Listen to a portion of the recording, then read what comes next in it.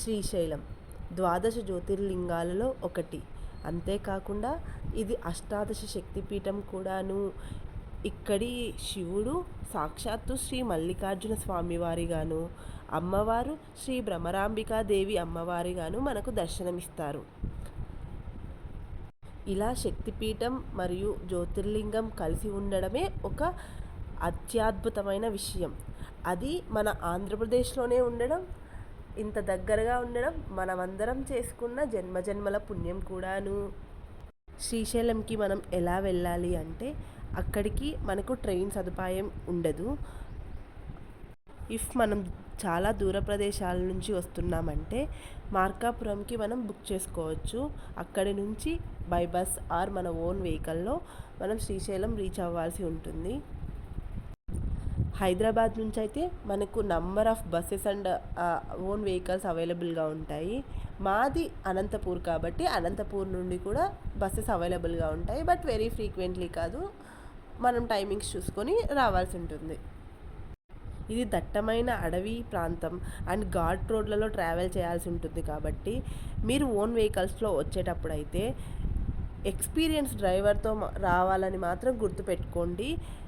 If in case మీకు experience driver దొరకకపోతే మీరు ఆపేసుకోండి. బట్ కానీ ఎక్స్పీరియన్స్ డ్రైవర్ ఉండడం మాత్రం వెరీ వెరీ ఇంపార్టెంట్.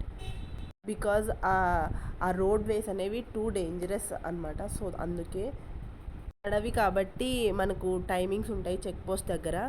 ఇది హైదరాబాద్ నుండి వచ్చే వాళ్ళైతే మన్ననూరు దగ్గర 6 to 9 మార్నింగ్ 6 to నైట్ 9 వరకు మాత్రమే అలో చేస్తారు.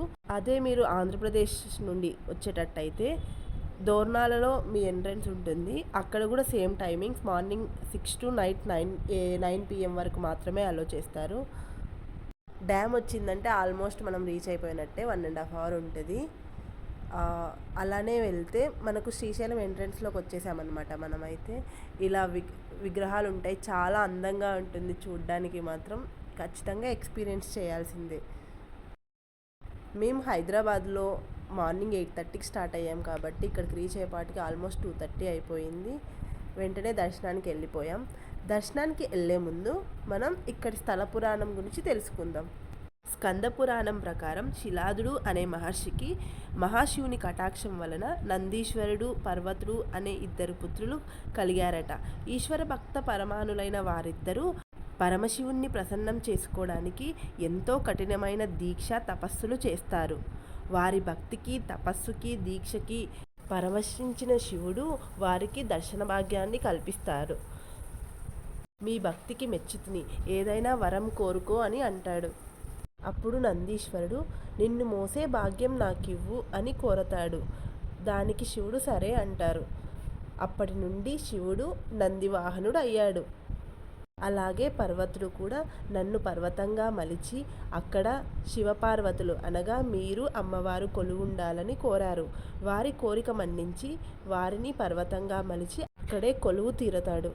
ఇది అక్కడి స్థల పురాణం మనకు చెబుతుంది. అలాగే మనందరికీ శక్తిపీఠాల కథ తెలిసిందే. చనిపోయిన సతీదేవి దేహాన్ని మోస్తున్న శివుణ్ణి చూసిన విష్ణువు లోక కళ్యాణార్థం తన విష్ణు చక్రాన్ని ఆ దేహంపై వదలగా దాని నుంచి ఆవిర్భవించినవే ఈ అష్టాదశ శక్తిపీఠాలు. దేహంలోని నెక్ పార్ట్ అంటే మెడ భాగం మన శ్రీశైలంలో పడింది. సో దానికి అష్టాదశ శక్తిపీఠాలు అనే పేరు వచ్చింది. అలా దర్శనం అయితే కంప్లీట్ చేసేసుకున్నాం. దర్శనం అయితే చాలా చాలా బాగా జరిగింది వితిన్ ½ hourలో. అండ్ దర్శన్ టైమింగ్స్ కోసం అయితే ఈ పేజ్ని స్క్రీన్ షాట్ తీసుకోండి. అండ్ ఫ్రీ స్పర్శ దర్శన్ కూడా ఉంటుంది. అది ఓన్లీ ట్యూస్డే టు ఫ్రైడే మాత్రమే. అది జస్ట్ 2 to 4 PM మధ్యలో మాత్రమే ఉంటుంది. క్యూ లైన్లోకి 1K వెళ్ళాల్సి ఉంటుంది. కనిపిస్తున్న విధంగా ఇలా ఫ్రీ హాస్పిటల్ సర్వీసెస్ కూడా ప్రొవైడ్ చేస్తారు. అండ్ స్టే ఎలా అని ఆలోచిస్తున్నారా? ఇక్కడ ప్రైవేట్ రూమ్స్ ఏవి దొరకవు. ఓన్లీ అక్కడ క్యాస్ట్ రిలేటెడ్ బిల్డింగ్స్ అయితే ఉంటాయి. ప్రతి క్యాస్ట్ వాళ్ళకి ఉంటాయి. అవి వెళ్ళి చెక్ చేసుకోవడమే. దానికి ఆన్లైన్లో బుక్ చేసుకోవడం ఉండదు. వెళ్ళి రూమ్స్ అవైలబుల్గా ఉంటే తీసేసుకోవడమే.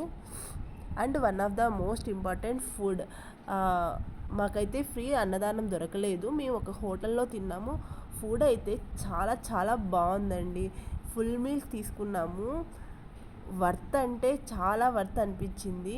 అది ఐలాపురం హోటల్ అని టెంపుల్కి లెఫ్ట్లో ఒక 200 మీటర్స్ నడిస్తే ఉంటుందండి. చాలా బాగుంటుంది. గూగుల్లో కూడా మీరు సెర్చ్ చేసుకోవచ్చు ఈ ఐలాపురం హోటల్ కోసం అయితే.